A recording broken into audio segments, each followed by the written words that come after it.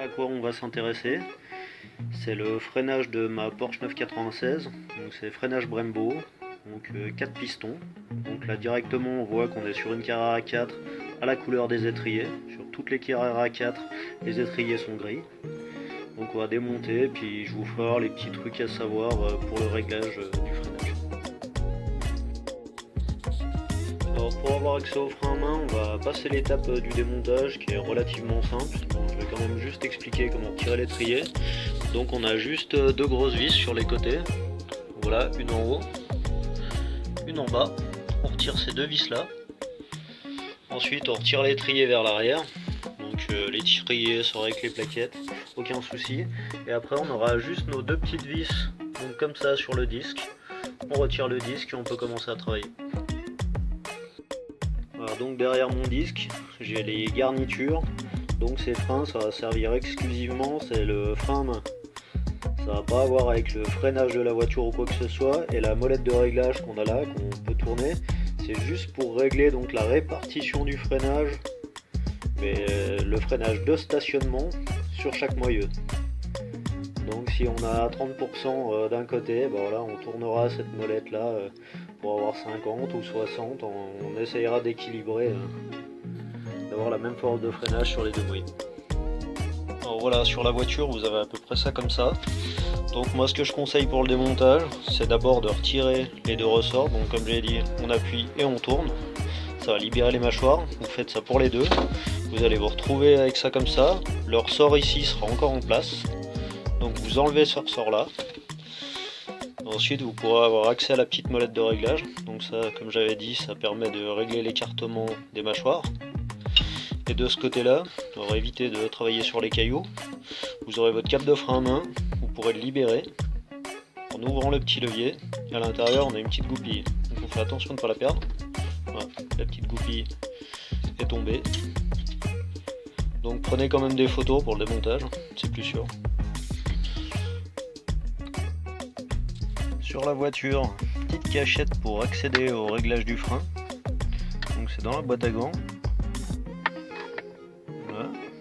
On enlève le petit tapis. Dessous on a encore une trappe. Donc il y a une vis torx. Des vis.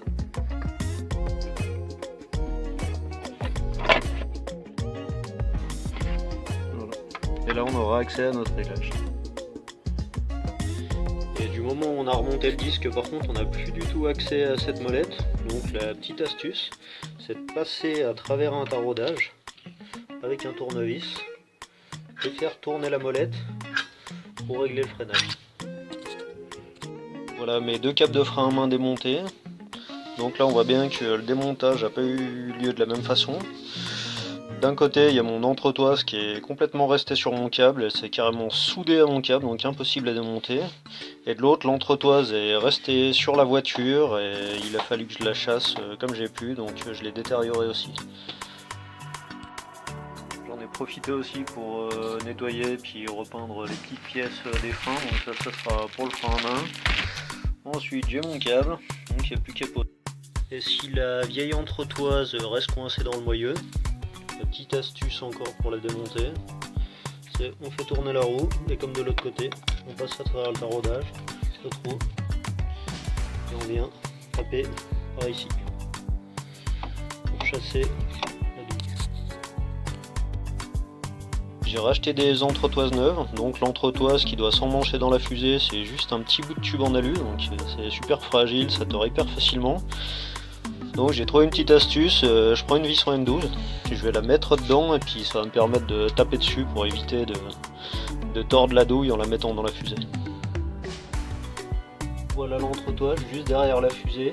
Donc maintenant la petite astuce, comme je l'ai dit, c'est on met la vis donc juste derrière, on viendra taper juste là pour l'emmancher.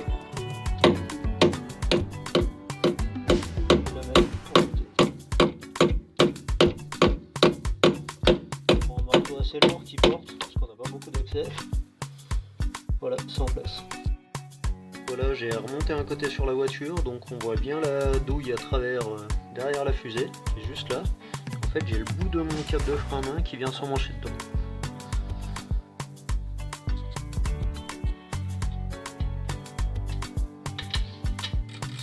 Et j'ai eu un autre petit souci quand j'ai démonté mes étriers.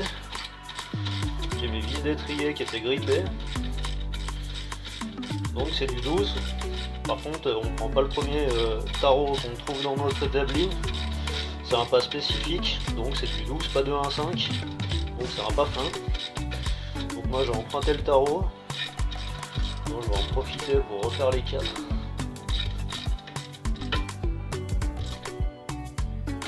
J'espère que j'aurai pas de surprise.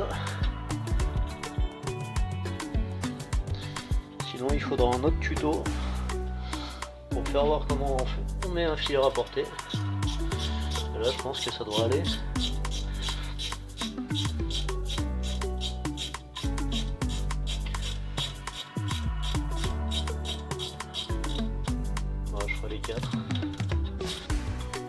Voilà la différence de filet qu'on a, donc ça c'est ma vis d'étrier, donc c'est un pas à fin, et à côté on a vraiment une vis métrique.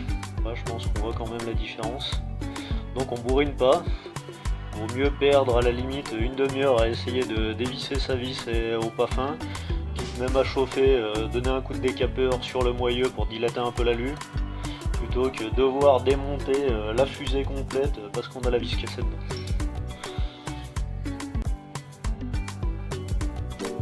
Procéder au réglage de l'écartement de mes mâchoires. Donc, je vais mesurer au pied à coulisse juste sur l'extérieur de mes mâchoires. Tout à l'heure j'ai mesuré, j'avais 177 mm.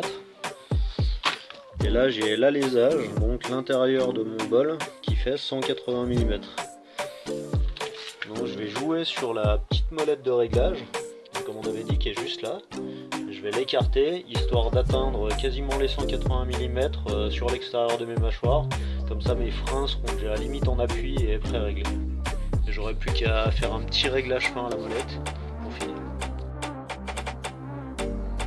Bon là pas évident de voir, il y a les câbles donc qui passent dans ma pièce. Là il y a juste une tôle, faut juste la clipser pour éviter que le câble parte. Voilà, là c'est fait. Donc c'est surtout ça, une fois que c'est dans les encoches, le câble sort plus. Il va nous rester ces 3 pièces pour le frein à main. Donc on va faire passer notre tige filetée dans la première bague. Ensuite on aura cette pièce, alors attention, elle a une découpe un peu spécifique. Vous la mettrez là. Et ensuite l'écrou pour le réglage du frein à main. Les pièces doivent aller dans ce sens. Donc là on vérifie que les disques tournent sans frottement. Là ça tourne sans point dur, sans rien, tout va bien. On va juste dans la voiture. Au niveau du réglage, pour le moment on commence à serrer notre écrou pour tendre un peu les câbles. On peut vérifier de temps en temps en tirant le levier. On regarde le nombre de crans, on va quand même voir derrière de temps en temps si on commence pas à faire serrer les disques. Je viens de régler jusqu'à obtenir 3 crans. Bon voilà, dernière étape, j'ai mis une clé dynamométrique sur mes freins, j'ai mis mes freins un petit peu en contrainte, donc frein à main pas serré à fond, mais là ma clé est réglée sur 90 Newton, je peux faire tourner mon disque, donc là voilà elle vient de claquer.